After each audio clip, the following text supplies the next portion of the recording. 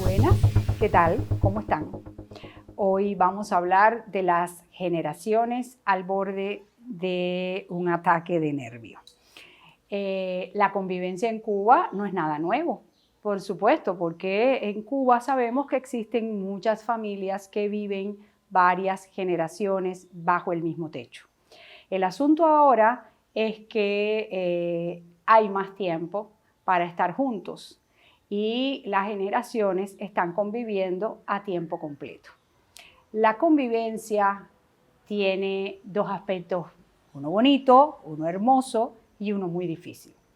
Uno bueno, que realmente vivir en familia es un espacio de amor, de solidaridad, de apoyo, de compañía. Se satisfacen necesidades afectivas, emocionales. Qué lindo momentos familiares donde los hijos se meten en la cama de los padres, se acurrucan, se ponen a jugar, se divierten.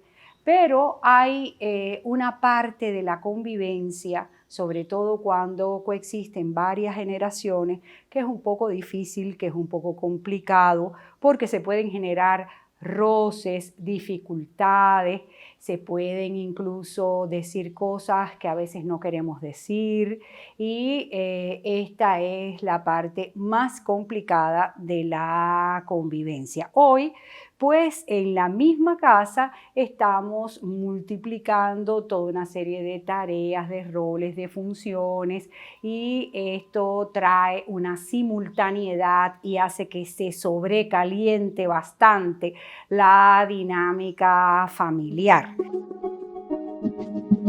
Un momento con Patricia. Tenía una paciente que me decía, hay momentos en que realmente estamos todos muy irritados, muy alterados, porque suena el teléfono, está tocando el timbre la gente de salud, llegan las viandas y hay que lavarla, y el niño está estudiando, y el padre está trabajando, o la madre está trabajando, entonces todo el mundo está necesitando de ser entendido, comprendido. Y por supuesto que ahí en esos momentos la marea sube y hay que intentar no crear una situación que dañe sensiblemente a los miembros de la familia. Me preguntaba una paciente, ¿qué hago?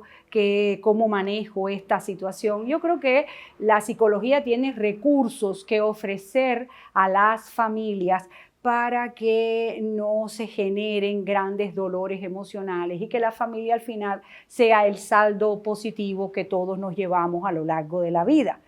En primera, cuando el clima se pone muy tenso, no es adecuado discurrir en una discusión eterna en ese momento, sino hacer un paro y decir, hagamos entonces una asamblea familiar o una reunión familiar donde podamos debatir, no quejas y sugerencias, pero donde debamos debatir cosas difíciles en la familia. Es decir, si al abuelo lo que le gusta es ver palmas y caña, como la nieta le va a quitar en ese momento el televisor para ver otra cosa. Es decir, tenemos que llegar a una cultura del diálogo que no es lo mismo que el pleito, una cultura de la negociación, llegando a acuerdos que se llaman para los psicólogos acuerdos de ganar-ganar.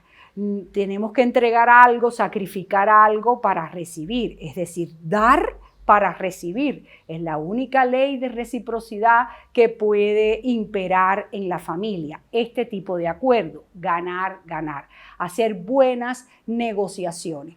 Otra cosa que hay que trabajar mucho es la cultura de la escucha.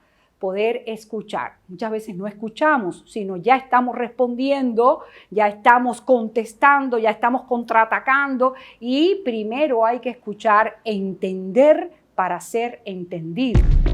Un momento con Patricia. Algo que yo les repito mucho a los pacientes, hay que tratar de minimizar por todos los medios lo que en psicología de la familia se llaman los cánceres emocionales, que producen mucha negatividad y toxicidad en medio de la dinámica familiar. ¿Cuáles son esos cánceres emocionales? En primer lugar, la queja. Una queja, ¿qué va a pasar en esta casa el día que yo no esté? A mí nadie me ayuda. Que el problema es la queja. Queja que no lleva a ningún cambio, porque es mejor cambiar que quejarse. En segundo lugar, son las críticas. A veces hacemos mucho exceso de crítica y no de devolver positivamente, qué bueno, que hiciste la tarea rápida, qué contenta estoy, qué agradable está el clima hoy. Es decir, no hacer abuso de las críticas. Por otra parte, las comparaciones, no andar comparando nuestra familia con otras, porque si quieres que le diga algo, no existen familias buenas ni familias malas.